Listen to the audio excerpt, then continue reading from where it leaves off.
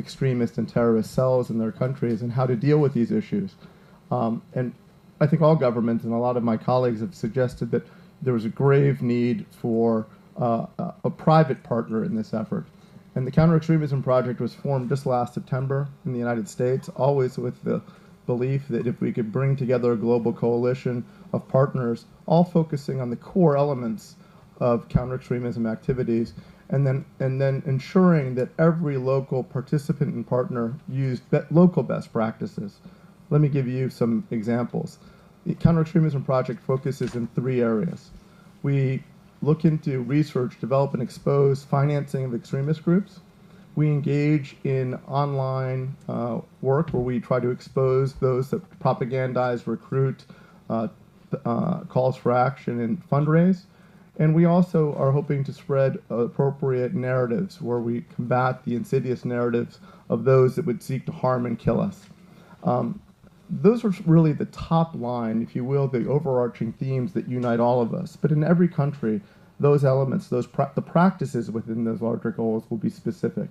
And through our project today, and as we continue to expand globally, we've been talking to partners around the world, we hope that we will provide the architecture to support these efforts. Already we've had enormous success in the United States of America. We've helped knock terror financing cells out of countries. We've engaged in a very rigorous online campaign to dislodge and disrupt those online propagandists that would use the likes of Twitter, Facebook, and others to spread insidious propaganda.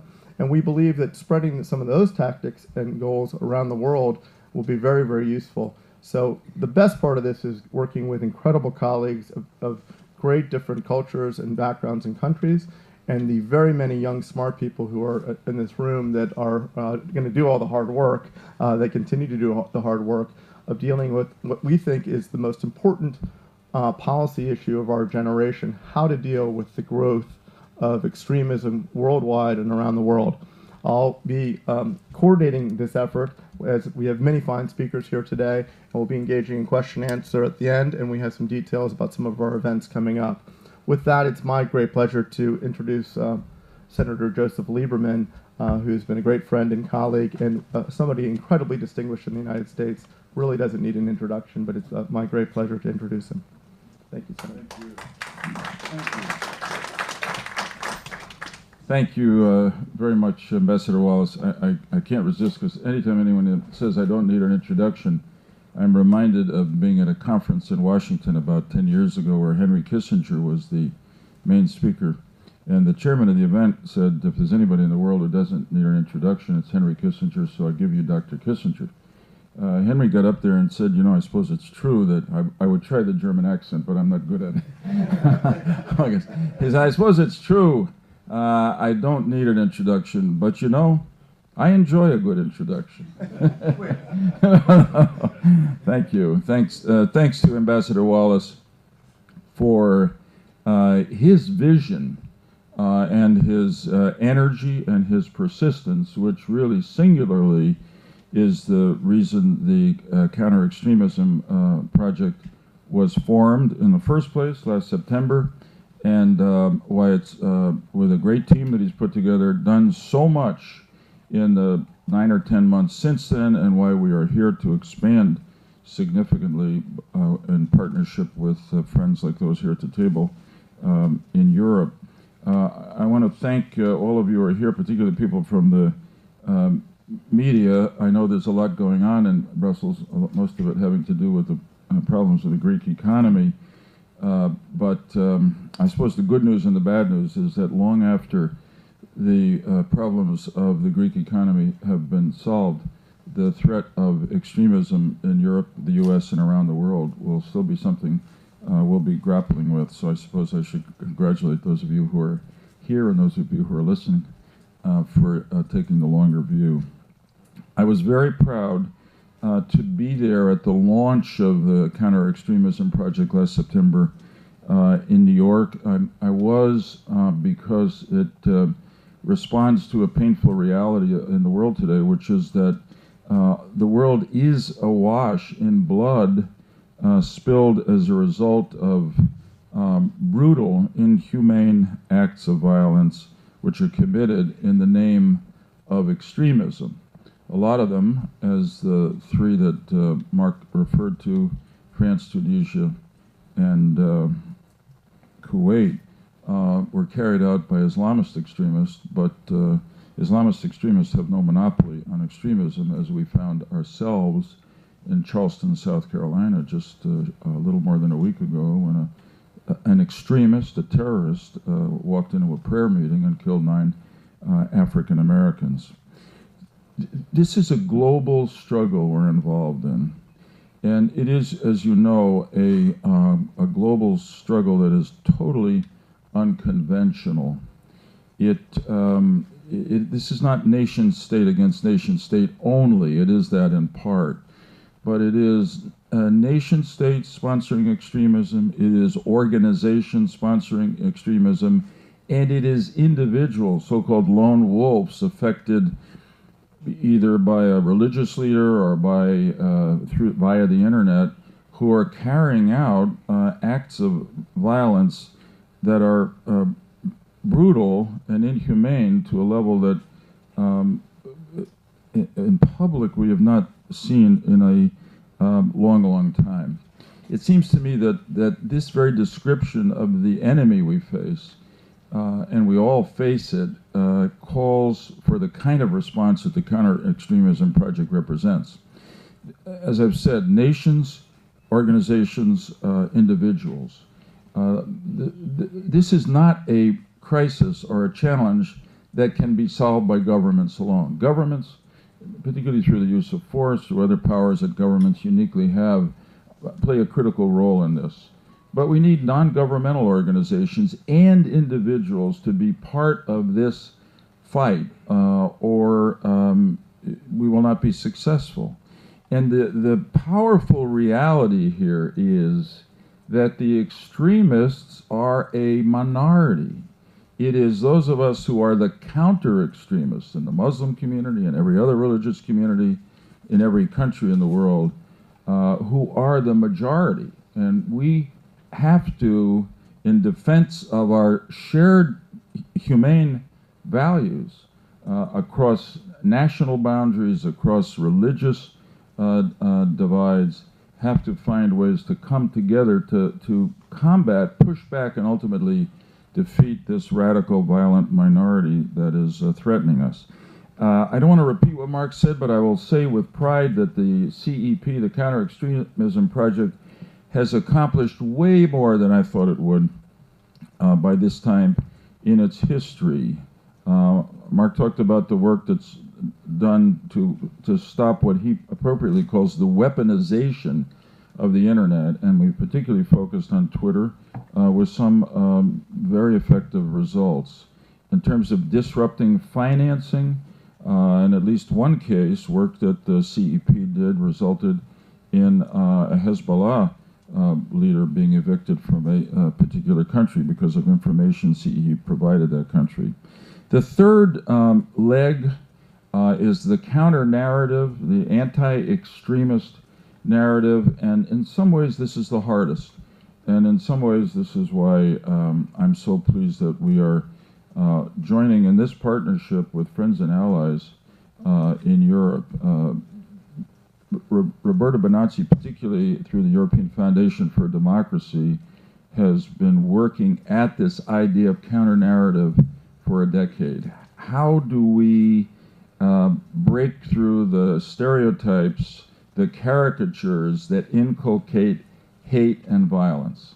How do we identify individuals, very difficult, who are about to go bad and stop them before law enforcement or state action has to do that? The vision that Mark Wallace had was not an American vision. It was a global, universal vision, because, as I said before, we're joined by common values across every seeming divide, that those values are being threatened by extremists throughout the world today. And today is a very significant day for us because we're essentially launching this counter-extremism project in Europe, in Brussels, in Berlin, and London as well. And I think we're going to go on from here to other sections of the world where we've already had inquiries to together meet this common enemy. I'm very proud of the people from Europe who are here today to join us. And I would just say, repeat what I said before. We're the majority. The minority is, in too many ways, successfully inculcating fear in the majority and disrupting the lives of the majority. And what we're all about is providing a future that is more full of peace and freedom in a very personal way for our children and grandchildren and those who follow them. Thank you.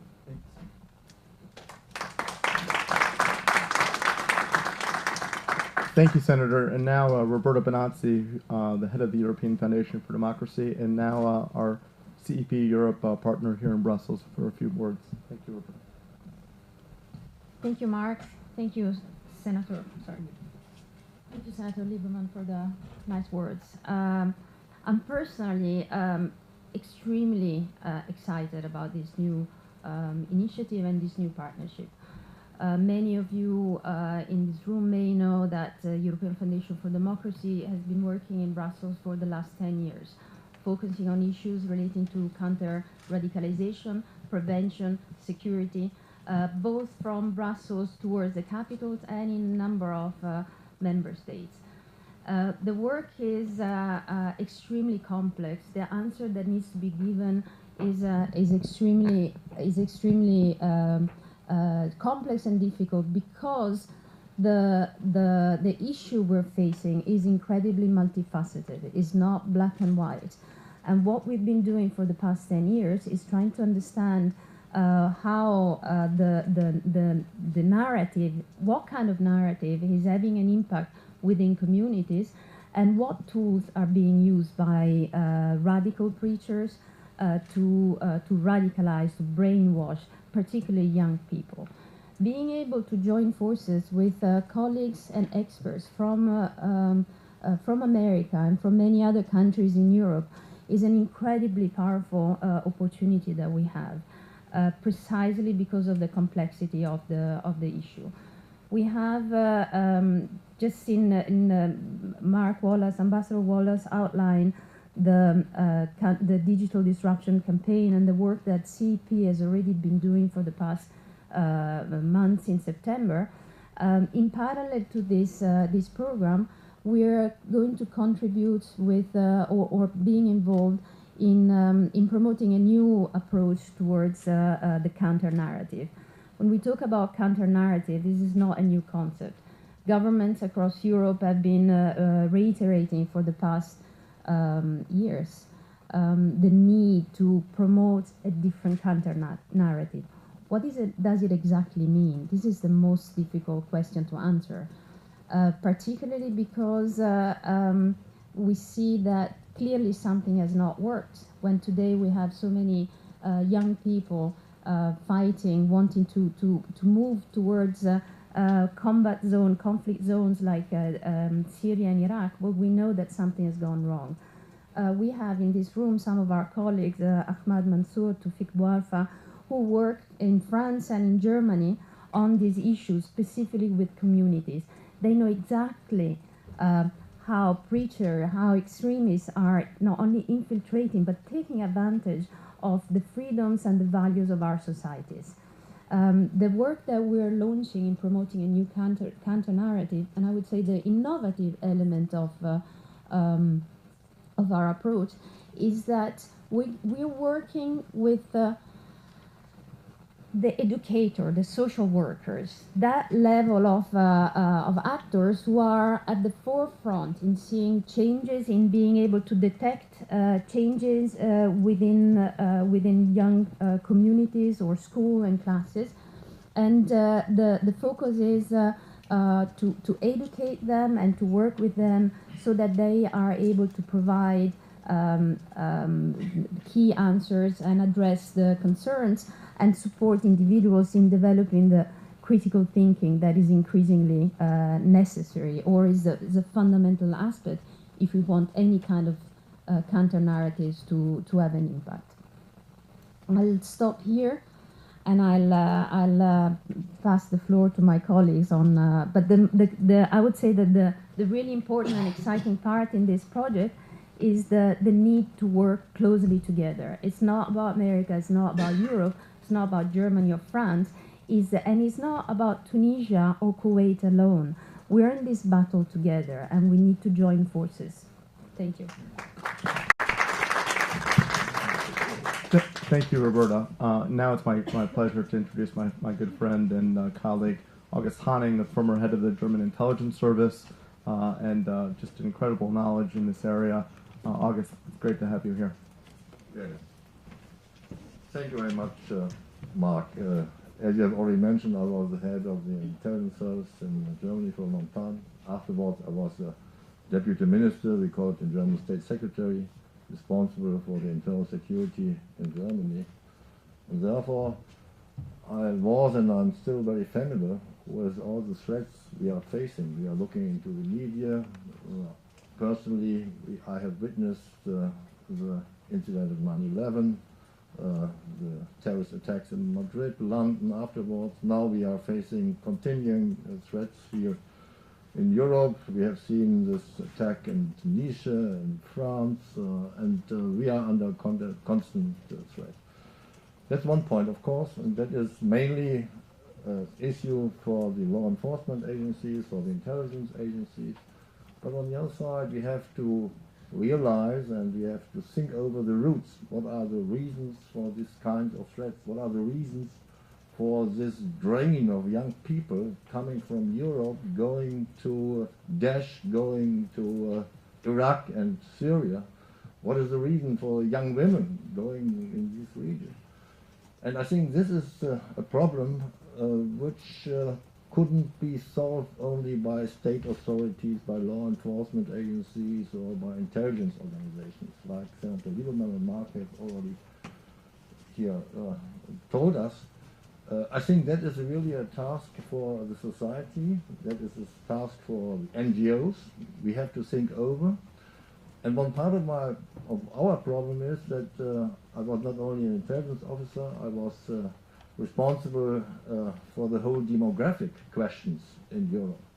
And if you look to the maps and you see the growing Muslim population in Europe, I think this is a constant challenge for all of us to integrate these Muslim communities. And we have undertaken a lot of efforts in Germany with the Islam Conference. There are other efforts in other countries of Europe. And now we see the refugee problems. And we are facing more and more refugees from the Middle East, from Libya and from Syria and Iraq. And most of these refugees have a Muslim background. Therefore, I think for us in Europe, but not only in Europe, I think the same applies to the United States, is a huge challenge to integrate these Muslim communities and to do our best not to feed the ground for terrorism, especially threatening young people. And I think a major role is playing social media. Therefore, it's very important, the work which has already been done by CEP in the United States, very successful, to follow social media, to use social media, and to try our best to prevent young people, young Muslim people, to be, let me say, endangered to be terrorists or to undertake terrorist activities and to go to the Middle East and so on and to be a foreign fighter. Therefore, again, I think it's very important to have this effort which is joining us today, and I'm pretty sure that we could achieve a lot together. We could exchange our different views from the United States and inside Europe, and therefore I think and I'm pretty convinced that it's a very fruitful effort which has brought us together today. Thank you very much. Thank you, August. I appreciate your comments. And now I'd ask our colleague Yuri Schneider, who is the Deputy Foreign Minister of the Czech Republic, to come up. Very thoughtful and very knowledgeable in the area. Thank you, Yuri, for participating.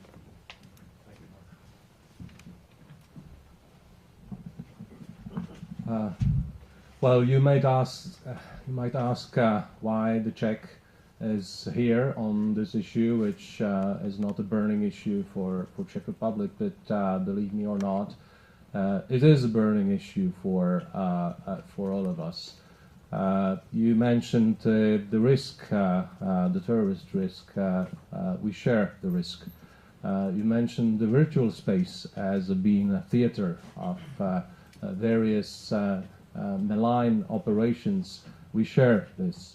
You mentioned the financing of terrorism.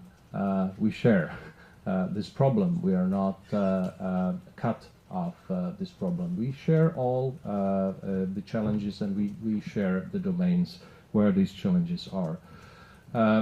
I'm here not as an expert, because I'm not the best expert on the issues you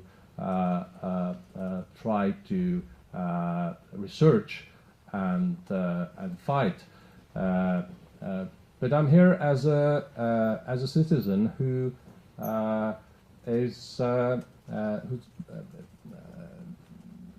who cares about the society here in Europe.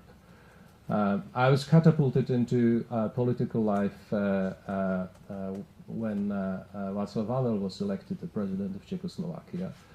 I'm out of generation which attached a lot of hopes to becoming a part of Europe. And now I see a lot of challenges which are antagonizing European societies and polarizing it. And I see a great challenge of a backlash from what we have achieved. So that's why I'm very glad I was invited to be part of this project, and I would love my young colleagues to be part of the research, and also the communities in this part of Europe being part of the sharing of experience of the best practices from the communities in other countries. So thank you very much for having me aboard. Thank you, Yuri. And now it's my pleasure to call up to our podium my friend Mark Simmons, who has recently become liberated from government and is no longer a sitting MP, but is now thankfully helping us with our European organization of the Counter-Extremism Project. Mark? Thank you. Well, as Mark has just explained, I was until recently a UK Foreign Office Minister who had responsibility for, amongst other things, some of the challenges in the responses that the UK government put forward to the particular challenges of security to British citizens elsewhere, which I think has been underscored by the terrible, tragic events that we've recently seen in Tunisia and obviously in the United States, Kuwait and France. There are just three very quick points I wish to make. The first is to thank Ambassador Wallace and his team for the very significant progress that has been made on the Counter-Extremism Project in a very short space of time. And it's a huge privilege and pleasure for me to be part of a very exciting, dynamic and well-informed team to bring expertise from both the United Kingdom but also from elsewhere in Europe to plug into the expertise that exists in the United States, to work as a team to provide both counter-narrative and policy architecture to assist governments and other organisations around the world.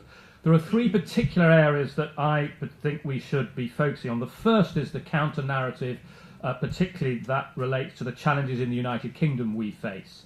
There are, for example, 65 different statutory provisions, 600 separate public bodies dealing with the threat of extremism and terrorism. And for those who follow these things, you'll be aware of the recent Anderson report that has been produced in the United Kingdom that recommends pulling and reducing those number of statutory provisions and bodies into a much pithier and more focused legislative structure. And I very much hope that the Counter-Extremism Project can provide some advice and advocacy into dealing with that.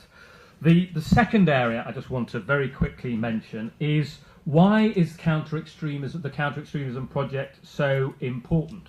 One of the facets that I learned as a government minister is we need to use all the expertise that exists, whether it be in government, the private sector, not-for-profit, charitable organisations, voluntary organisations and the communities, to pull together to develop a cohesive strategy, because there is a natural distrust of government and government organisations. The police perhaps is the most obvious example, and we need to reach disenfranchised communities and populations and those who have little respect for Western governments. We also need to join up our effort by pulling together, pulling the best ideas from all different areas, and this requires a cohesive strategy, not just lobbying governments, but also communities and working from the ground level up. And the PREVENT strategy in the United Kingdom is something that, again, I hope the Counter-Extremism Project will be able to work towards. We need a comprehensive strategy, whether it be education, through counter-narrative, diplomacy, sanctions, intelligence, law enforcement, social media, military force where appropriate, and of course economic development. And the reason why I was very enthusiastic to get involved in this organisation is that I believe we are stronger together than we are apart. Thank you all very much, and we'll be taking some questions in a minute, but I do want to talk for a moment about the young people and the teams of people behind this. It's so important. For the last generation, 25 years or so, extremist groups have used the internet and their own networking to expand their reach so that ISIS can reach into internet cafes around the corner from this press club, into my neighborhood in New York. What we haven't done is united as countries and united as private citizens to push back and use the tools at our disposal to fight against extremism. And it's been an incredible experiment and experience, frankly, for me to see all of our young people. David Ibsen is the executive director of the Counter-Extremism Project. He's here. John Duhigg is here from the European Foundation is here. We have young people like Nicole Flatteron, who's been so experienced on I know she wins this, on the Twitter and on a variety of social media. Darlene Kayabab, Stephen Cohen, Op-Ed, you're here. We have so many people. Lorenzo Vedino is here from George Washington. Thank you for coming. I know you were in town. Thank you for coming to that. But it will require a variety of different people with a variety of different cultural backgrounds from a variety of different places to bring the expertise that they have and unite it across the best practices across Europe, the United States, and the world, and use those best practices tailored to the countries in which they live. We think that that is the model that has to succeed. As coalitions are forming in governments now to deal with this, we think that the private sector has to have a similar coalition. And that's what you've seen come about today. Imagine as we engage in trying to knock off the cyber jihadi who uses Twitter as a weapon, if we can do that in the United States, in France, Germany, in multiple languages, so that we can prevent those that would seek to turn the internet into a weapon of hate, to prevent that from happening, or at least minimize its effect. That's what we hope to do by one example. With that, I want to offer up time for any questions that we have, and just remind the group here that we will be doing a Twitter question and answer session at 3 o'clock today with me, Dr. Huntington or Lieberman, that should be even in more detail. With that, I'd be happy to field any questions and distribute them across an incredibly distinguished group. So thank you all very much for coming, and we look forward to any questions you have. Please. Christian Nielsen. Could you say it a little louder? Christian Nielsen from Chronicle for this purpose. Yeah. I'm quite curious as to how you actually do counter it on Twitter. I mean, it's a fairly immediate medium, unless you hit it more or less as and when you see it. The chances of it having an effect are lower, I suppose. So how do you agree on the messaging beforehand, or is it 100% going local? You let the local operator formulate the appropriate response. So it's something more concrete, if you can reveal that. Absolutely. We've had some real concrete examples to date, and of course I'd like my colleagues to chime in as appropriate. But what you've seen in the case of ISIS, we'll use ISIS as an example because regrettably they've been known to tweet something like 90 to 100,000 tweets per day. The most main active ISIS accounts we view as the seed accounts of the ISIS accounts, and we've engaged in systematic revelation of the identities of those accounts, contacting Twitter, alerting government authorities to try to remove those Twitter accounts as expeditiously as we can. To the extent that you can remove a propagandist, recruiter, or somebody that calls for a lone wolf terror attack, you're doing something significant. Now, there's been a lot of discussion as to how effective that is. I recently had the privilege of testifying before my United States Congress about the issue, and one of the terms that was used is it's like whack-a-mole, where you hit in one spot and the jihadi can come up at another spot on Twitter. It's not true. As many of you know, if you have a Twitter account, you have a number of followers. Every time you take a cyber jihadi off of a social media platform, they come back, if they do come back, much weaker. And if you are persistent, you make it much harder for them to act. So each one that you reveal and remove, you are degrading the ability of a terrorist organization or an extremist organization of spreading its hateful message, calling to action, recruiting, and maybe even fundraising. We've seen it in a very specific example, a regrettable example. There was a man by the name of Mujahid Miski, who was a Minneapolis, Somali-born Minneapolis resident that ostensibly fled to Somalia, although he's been suggested that he's in other locations. He was one of the internet's leading propagandists for ISIS. Because of our efforts, we successfully removed him from Twitter over and over again.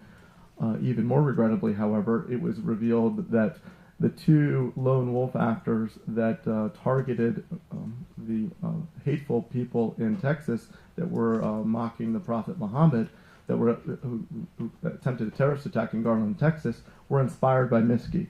He had multiple accounts on Twitter. Ultimately, he was taken off Twitter because of our efforts of law enforcement, and exposing him.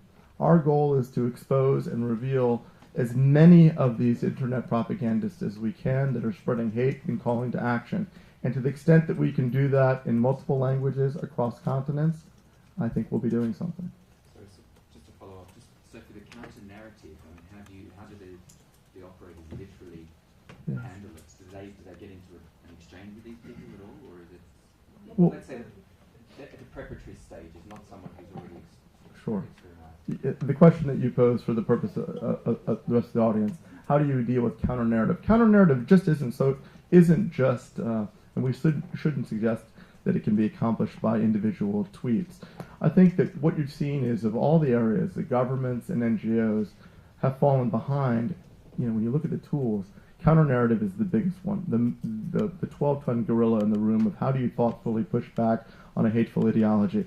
And I don't think you should take any of our comments to suggest that we will just be engaging in a 140-character pushback on counter-narrative. I think that's unserious.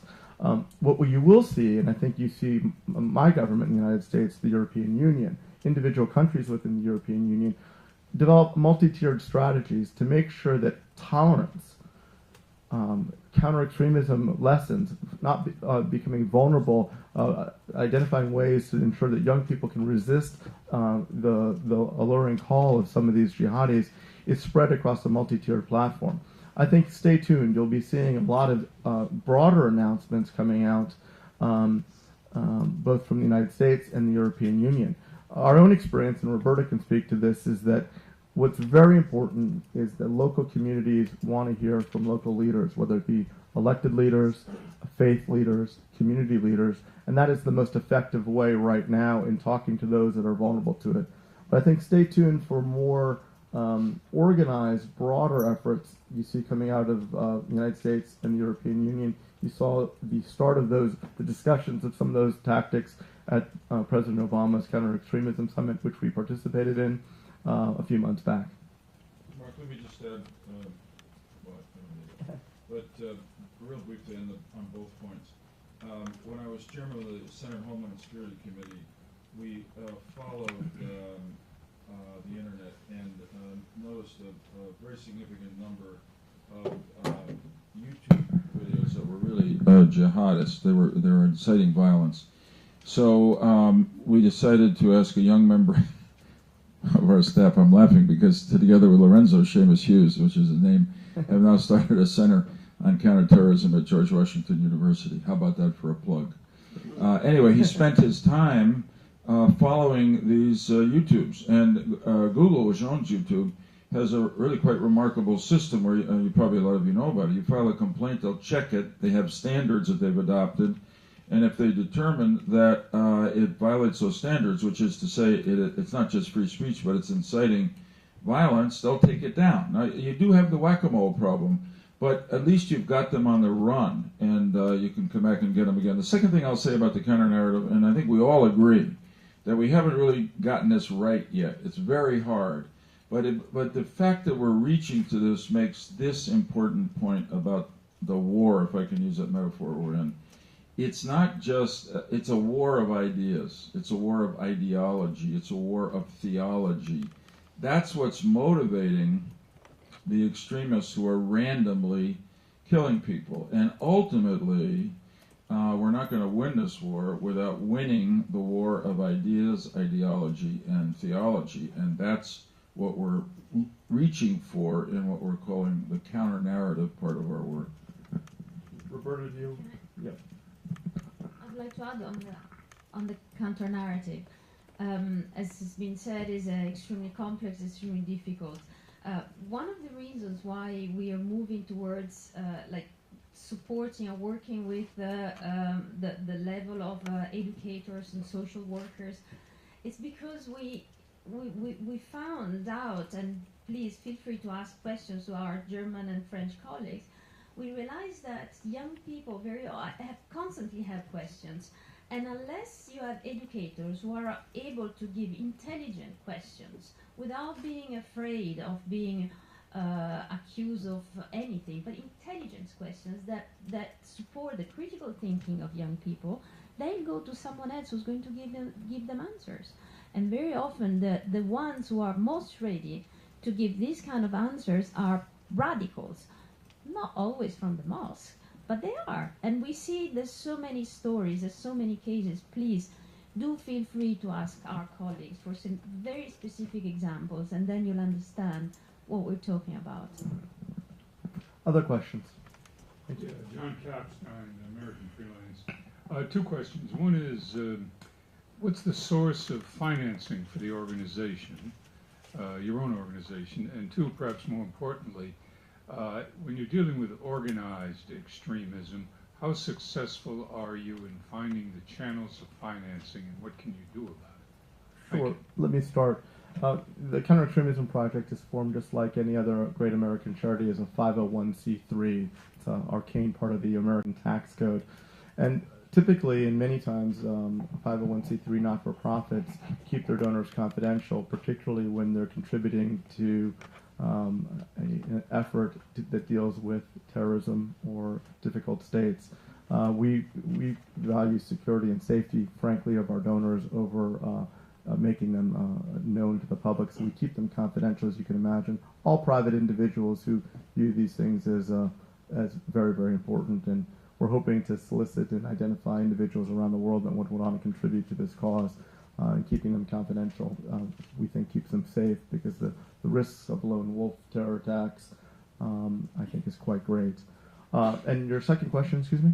The second question is, how successful are you in finding channels of finance for organized extremism, and what can you do about it? What are you doing? In the three buckets that we think that we will work in, which is first revealing terror financing, the second really on the cyber jihad part, if you will, and then third, the counter-narrative.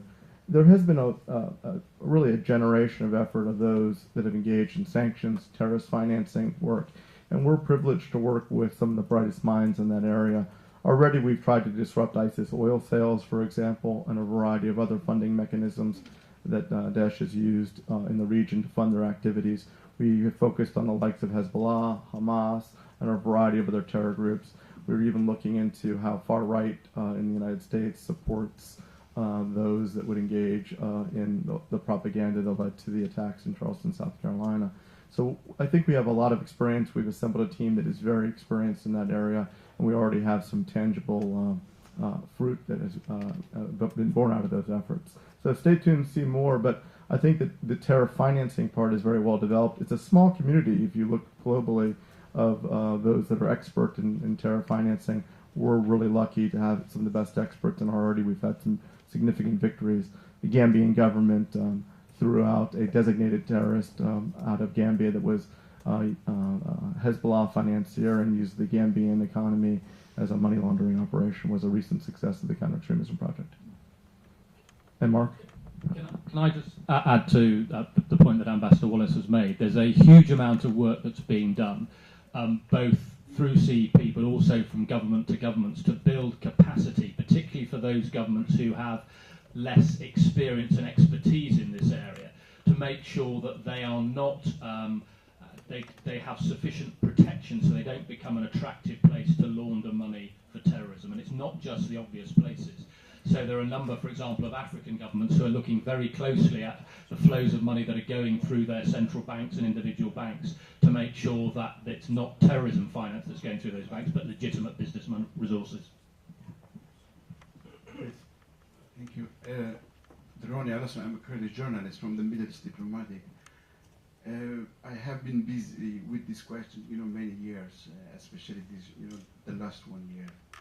I have always wondered who and how they could organize so many people who had, the potential to be terrorists, organize so short time, thousands of people, bring them to Syria and Iraq to fight. First question.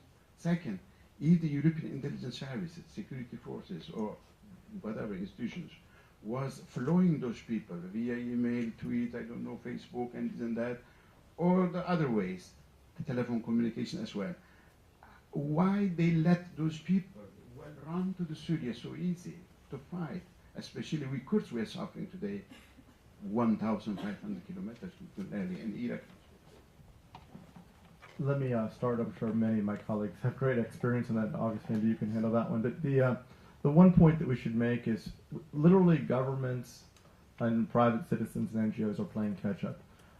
We have really stuck our head in the sand while terrorists have used the tools of modern finance and modern communication to advance their narrative. In Europe has dealt with terrorism for many, many years. Those many terrorist groups were unsuccessful. But the modern terrorists now, out of the Middle East and otherwise, are successfully weaponizing social media, communicating, to reach into places that they were unable to reach before. Frankly, who knows if terrorists of the 60s and 70s and even 80s had the tools of mass communication, if they too would not have been able to have been successful in expanding.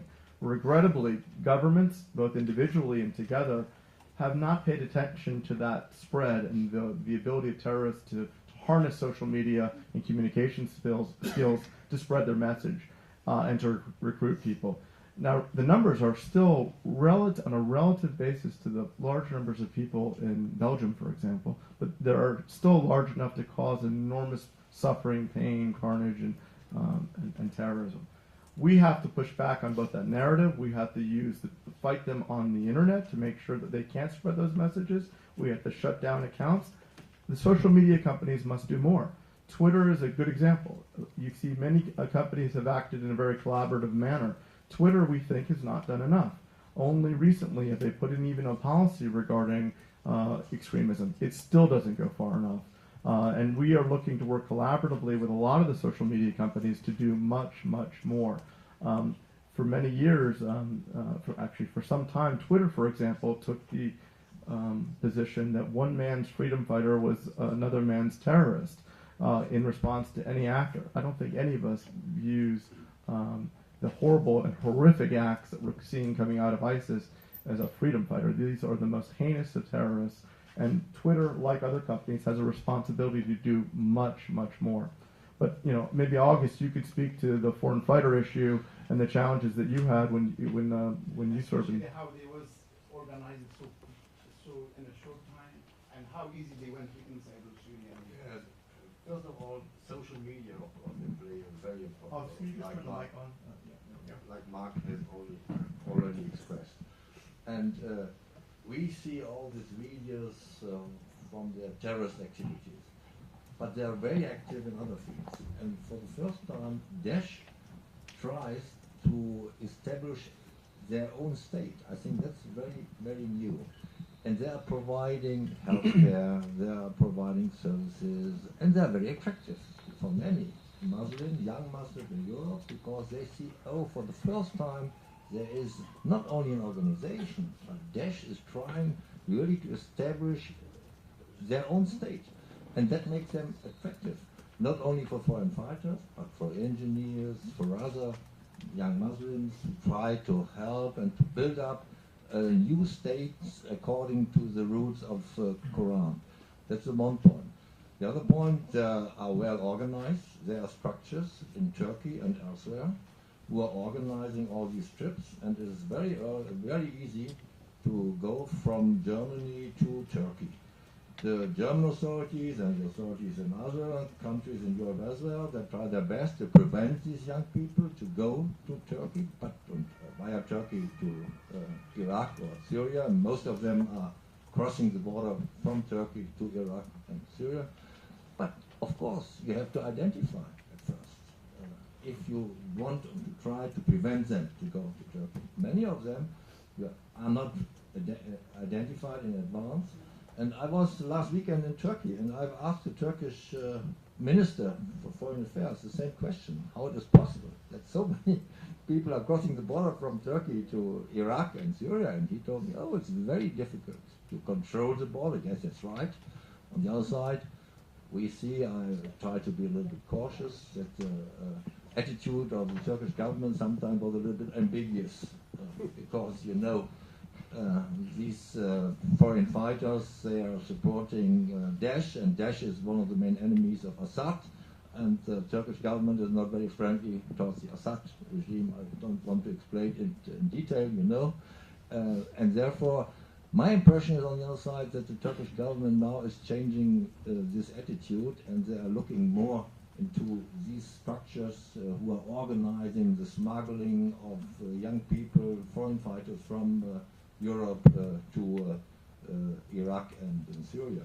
The other point, coming back to these questions of financing Daesh, I think that is really a very difficult issue, because we have weak states, weak regions. We see North Iraq, the Kurdish regions there, and there's a lot of smuggling on the one side. On the other side, they get some subsidies from neighboring states for the same reasons why the Turkish government was a little bit ambiguous, because these ISIS, Daesh is fighting against Assad, and you know Assad is in some states in the region not very popular. I think that is a very mixed picture what we have, but I agree with you, in the end of the day we have to find out who is really financing these organizations. We should identify it, and really we should do our utmost to prevent young people coming from Europe to cross the border via Turkey to Syria and Iraq, and I think we have made some progress during the last months and years.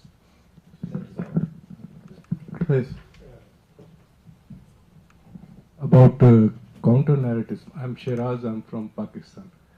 I've followed rise of extremism in my country.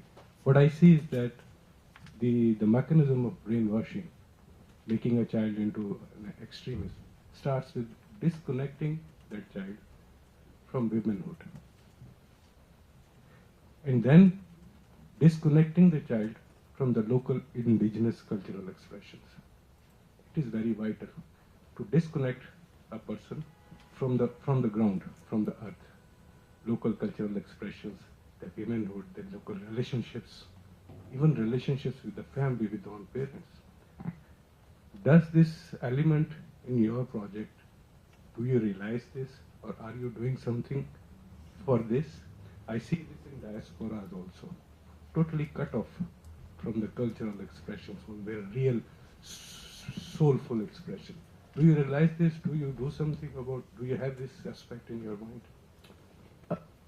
Yes, and certainly allow our panelists, but you're right. And one of our focus, and stay tuned in some of the things that we'll be hopefully announcing in the near future, we believe that not only is it disconnecting, but young people are an important part of this, and communicating with young people while honoring traditions and supporting those traditions is key. Otherwise, people lose their identity and are susceptible to those that would try to brainwash or bring them into a ideology that is so insidious. So we see that across the board, and that's one of the reasons why the Counter-Extremism Project is formed as it is. It would be preposterous for me as an American former diplomat to come into a Pakistani immigrant community in Brussels and suggest to you how to not be susceptible to the insidious call to action by Daesh. What we need is local community leaders, local leaders with an experience here to speak, elevate those cultural identities, and keep them strong. That's the best way to counter this. Now, the key is how do you create a global mechanism to ensure that those messages are always heard and felt. Roberta, you do this every day. I would go back to the importance of the counter-extremist project and having brought together so many different individuals and experts and organizations, precisely because there's not one single answer. You raise a good point. How do you deal with the local community, with the individuals? Well, we're not here to say we have the answer that applies, that works for everybody across Europe and wherever necessary. But we're working with experts on the ground who have a better understanding of how different dynamics play in each country, because every country is different, and within the same country you have different communities that have different needs and priorities. Senator Lieberman? So 2 points quickly. One, first of all, I think your statement is very important, very insightful. And this question of disconnection has been practiced by totalitarian regimes for a long time, disconnecting from family, community. I mean, perhaps the most extreme version of it now is practiced by the North Koreans. The second thing is that you describe something very real. It goes directly to the so-called lone wolf problem in countries like the U.S. Or throughout Europe, and it's happening more and more in the U.S. that acts of violence are being carried out by individuals. They may have been affected by something on the internet. They may have, in essence, been disconnected by the internet, but they're essentially invisible to law enforcement. And here's where ultimately the government needs the help of people. In this sense, there was a campaign that started in New York, a counter-extremism, counter-terrorism campaign called "See Something, Say Something."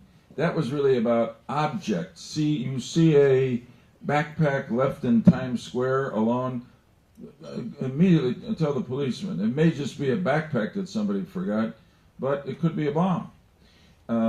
Really, in these cases, we have to ask, and it happens some. We're trying to create this more and more in vulnerable communities in the U.S. You have to rely on family members and close friends to say, so-and-so, our relative, our friend, seems to be disconnecting from us. We're worried about him, and come in and help. Now, hopefully the help in the first instance is not law enforcement, it's some attempt to provide a counter-narrative and bring that person back from extremism and violence. Key point, please. Can I just ask you on one point?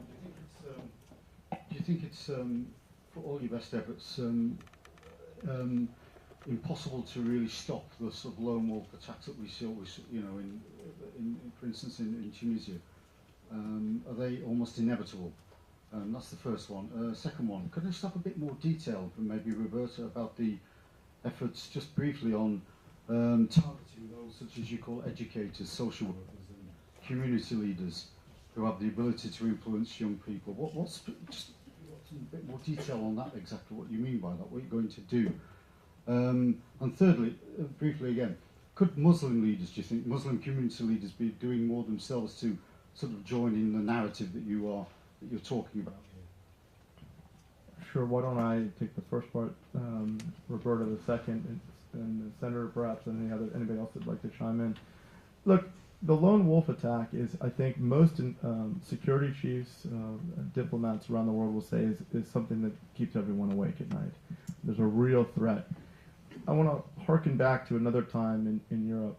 I was talking to a former Italian diplomat recently. We were talking about the Red Army faction, Red Brigades. These were insidious groups that were caused a lot of harm, and they killed people, prominent people.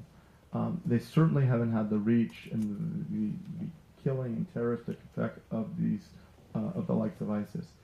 Imagine if the Red Brigades, who used to hand out those flyers, dating myself and others in the room, the red stars on pamphlets. Imagine if they had the internet at the time and were savvy tweeters, had savvy Facebook accounts and the like. Perhaps they would have been able to extend their reach much farther. What we're seeing now is that lone wolf attacks, people can reach into our neighborhoods from thousands of miles away from now what is effectively the caliphate. Granted, it's still in flux, but there's a terrorist homeland, and there's a vigorous social networking campaign coming out of the country, reaching into an internet cafe in every one of our neighborhoods, potentially radicalizing and calling to act people in our neighborhoods. We have to degrade their ability to spread that cyber jihad. You should think of a Twitter account in the hands of the likes of some of these jihadis as no different than any other weapon, an AK-47, a knife, a bomb. These people are effectively using the internet as a weapon. We need to shut that down, fight it, knock them off of the internet, ensure that the internet companies come up with policies and procedures that don't allow them to weaponize as weapons.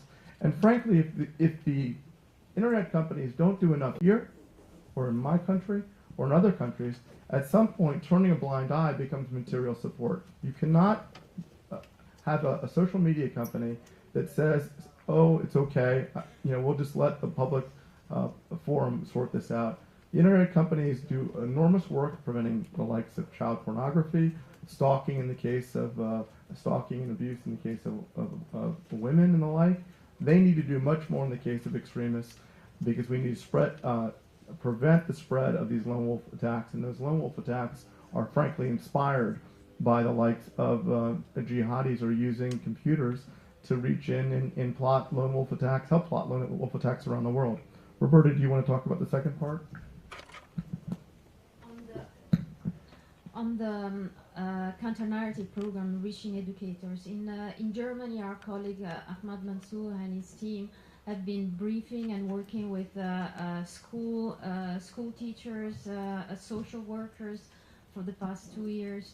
They are able to reach up to hundreds a month. In France, we've started launching or defining the program with technical schools, so that the goal is that we can include this series of new curriculum in the new school year starting in September. Certainly what needs to be done is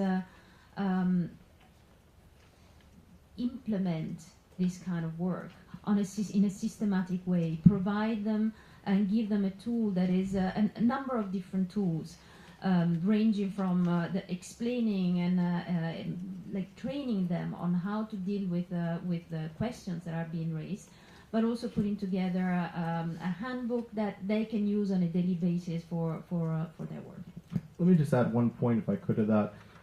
A month ago, the White House, President Obama and his National Security Council had sponsored an event bringing in universities and students from all over the world. It was called Peer-to-Peer, Countering Violent Extremism. And it was effectively a contest of inviting young people, the people that can best effectively speak to young people, to identify platforms to convey to young people around the world the dangers of extremism and to preach tolerance. And ultimately, I was honored to be a judge of this contest in partnership with the White House. And the winning school was Missouri State University. And they came up with a program that focused on bringing curriculum and curriculums of tolerance and countering extremism to young people, millennials, ages 9 to 15, to ensure that we don't continue to lose generations to those that would preach hate. And I think that the White House is very enthusiastic, and hopefully with international partners, about supporting efforts just like that around the world to reach out to young people, to no longer allow there to be no silence in the face of those that would twist ideology in the minds of young people. Senator, I'm sorry I jumped in there. No, not at all. So the question is, what is the role of leadership in the Muslim community as part of the counter-narrative? And I would say it is critically necessary. It is not the cure-all. I mean, to some extent, young people who may be vulnerable to extremist ideas may not find some of the leaders in their own community to be credible. On the other hand, it has to help, particularly from religious leaders, because so much of the motivation that inspires extremism and violence in the name of extremism seems to be theological, and there needs to be, from credible religious leaders, a powerful counter-argument, which is the truth, which is what these violent extremists are doing, who happen to be Muslim, is not what Islam is about. And so I would say that's important. You've got some fascinating examples of it, hopeful. I mean, one to me is Sheikh Ghannouchi in Tunisia, who is in a sense the spiritual and political leader of the party there, Ennahda. And he's tried very hard to play that role in Tunisia. There's no 100% guarantees here. That's when you're dealing with lone wolves, you're trying to create an environment in which the stimuli to violence and extremism will be diminished or counteracted. It's very hard to stop it 100%. And that's been a big focus of efforts in cities around the world. In Minneapolis, we have a large Somali community, and local imams there have stood up and tried to use their persuasive capabilities when families grow concerned about a potential radicalization of a young person in that family. Imams have been an enormous part of the solution. Even still, there have been some difficulties out of that community. But we're seeing partnerships like that, because the reality is, in a community, a local community, if you are a family member and you are concerned about a relative that might be radicalizing, your first call can't be to the security services, because that's not going to be your first call. It should be to local leaders, community leaders, spiritual leaders, and the like. And whether it's preachers, in the case of far-right radicalism that we see on the far right in our country, or imams across the world, they have to be a large part of the solution in dealing with local community outreach. August, I didn't mean to cut you off. You were about to jump in. I just want to make one additional remark. If you are discussing these problems with leaders of Muslim communities, you will very often hear the reaction that has nothing to do with Islam. All this is crimes, and we in the Muslim world, we are ourselves victims of the terrorist attacks. Yes, that's right. But they don't want to take over responsibility. And I was in the security conference in Moscow, and the delegate from Abu Dhabi was very angry and said, "Here we hear about Islamistic terrorism. It's not Islamistic. Has nothing to do with Islam. We Islamophobic, and so on."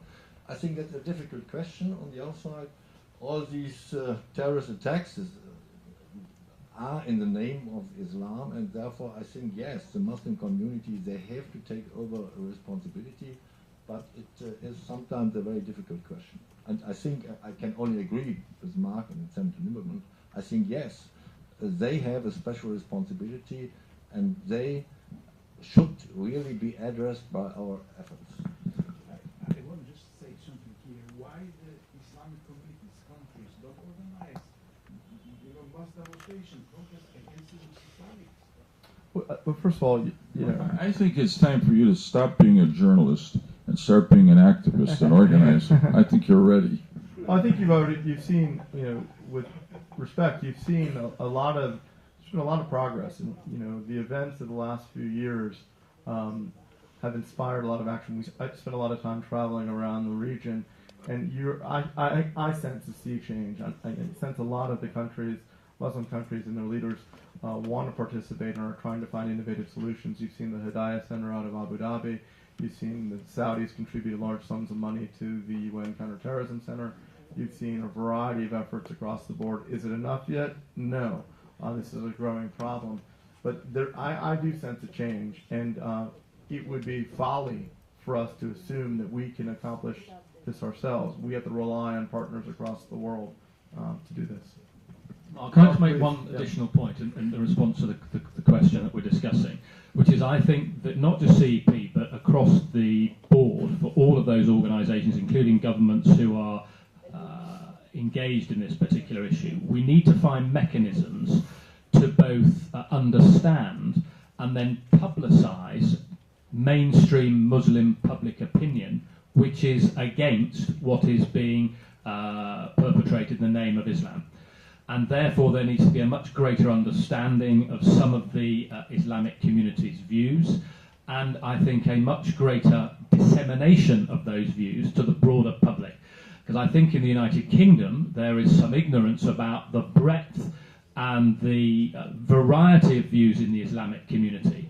And the danger is, of course, that people will perceive Islamic extremism as mainstream Islam. And of course we all know in this room that it's not, but we need to find mechanisms of disseminating that to the broader public.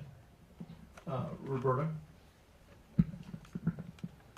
Along this line, one of the projects we developed a few years ago was to build a network of European Muslim citizens, and I stress European Muslim citizens, so individuals who are first of all European. They happen to be Muslims in the same way as others can belong to other religions, but what united them was the fact that they felt equally concerned and worried by the spread of their ideology. And what is interesting about this network was that, of course, naively maybe, let me say, we started, my colleague and I approached this project by saying, thinking, okay, they're Muslim, we need to bring them together. In fact, they didn't feel Muslim. Their level of integration was that they're like, why should I say something? Yes, I happen to be Muslim, but I'm an individual. So we have to be very careful, and we're always very careful in how we deal with these issues and how we engage with people, because most of them have become our friends, and we struggle. Like, would I go out and speak as a Christian because crimes have been committed by Christians? No, I wouldn't, because I'm an individual first of and foremost. So that's something we've been. Yeah. And this isn't a debate. To be clear, extremism takes many forms. Right now, my country is going through a debate on the Confederate flag and on far-right extremism. And I was watching an interview, and Senator Lieberman can relate to this as well, where a prominent Southerner had advised President Obama when he came to eulogize one of the souls that was lost in the Charleston shooting, to not bring up the issue of the Confederate flag, that the Southerners and the Southern leaders had to bring this up, who had the experience of the Confederate flag. I was glad that the President brought it up. But you see the debate. Southerners in the southern states and community leaders are all debating about how to best do away with the Confederate flag as a symbol of those who view it as a symbol of slavery and racism. And you see that debate taking place, and that debate is taking place in the South, and it's hard for people outside that region of the United States to more easily engage in that debate. And that's the same thing that's happening in different extremist communities around the world.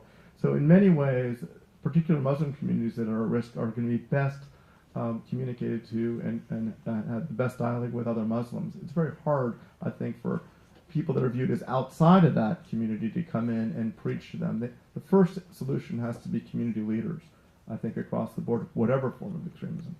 Next question. Please, in the back. Thank you.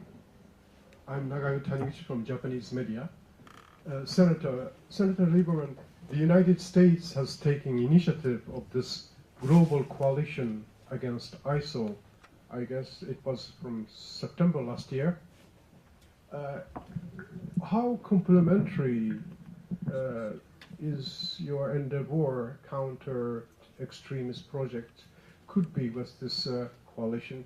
And if there are any, according to your view, any weaknesses in this mechanism of concept of this coalition in order to be more stable and robust institution to deter such a rise of all these sorts of dangerous destabilization across the world? Thanks for the question. It's a very important and interesting question. So the bottom line answer is that I think what the global coalition against ISIS is trying to do militarily is complemented by what the counter-extremism project is doing in perhaps the most direct sense, that we're trying to cut off the flow of volunteers through the counter-narrative to ISIS, and also to cut off financing, to disrupt their financing channels. I mean, I'll just say very briefly that I'm speaking personally now. I think that what's happened in Syria and Iraq is a very powerful lesson for the world. We stood back, and I'm talking about the United States, when the first, first we stood back in Syria when the first uprisings occurred against the Assad government. And I spent a fair amount of time meeting with the people who were in the first group of rebels, if you will, freedom fighters, and I reached the conclusion these were not extremists, these were patriots. They were simply trying to retake their government from a brutal dictator. And we left them alone for too long. We gave them a lot of lip service. What ultimately happened, of course, is Iran came in strongly for Assad.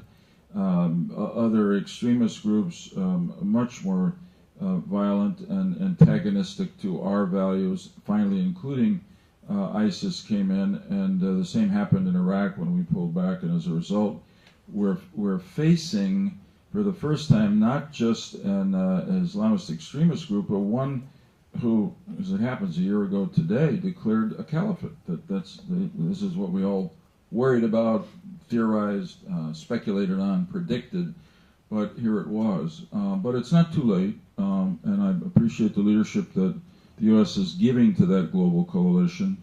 We can't be half-hearted about it, because the ISIS is not half-hearted about it. I will tell you this, you probably know it. Not so long ago, maybe a year and a half or 2 years ago, I and a lot of other Americans were worried about what might be called a neo-isolationism growing within both major political parties in the United States. Pull back from the world. And that all changed. In part it changed when Russia took Crimea, and part it changed because of some of the aggressiveness that China is showing in the Asia Pacific. But really, the ultimate moment of change was when ISIS beheaded people, and it was a moment when the American people said, "This is just unacceptable. It's unacceptable to the extreme. This is it's happening now over there, but unless we stop it, it's going to happen everywhere." And so the country is very supportive, I think, of the actions that the president has taken against ISIS, and I believe would be supportive of yet more, because we feel threatened by them. Please. Yes, Wasim Ibrahim from As-Safir newspaper. Actually, I have a thousand question. Do you have time? No. Yeah. No, please. Did you have time for 1,000 questions? 1,000 questions? Probably not that many. Sorry. But we have the internet, though. You can. If it's possible to ask it, I mean, one after one. I have just 3 questions for Mr. Henry. Dr. August, you mentioned very important topic, and it's very linked to you. I mean, the problem of integrating the Muslim community, and you referred that it's increasing. Some reports suggested 10% to 2050.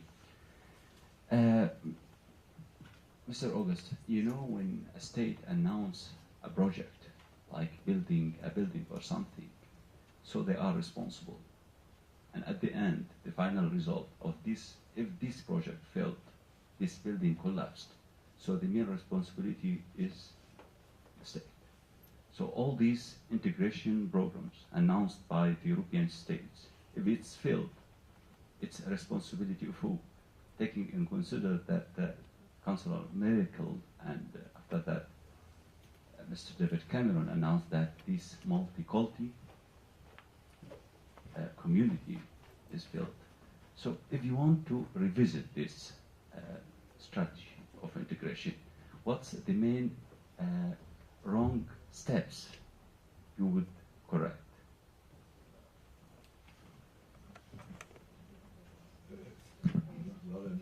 Not an easy question. If you are in Germany, you see a lot of mosques which have been built during the last years. I think normally it's not really raising serious difficulties in neighborhoods if you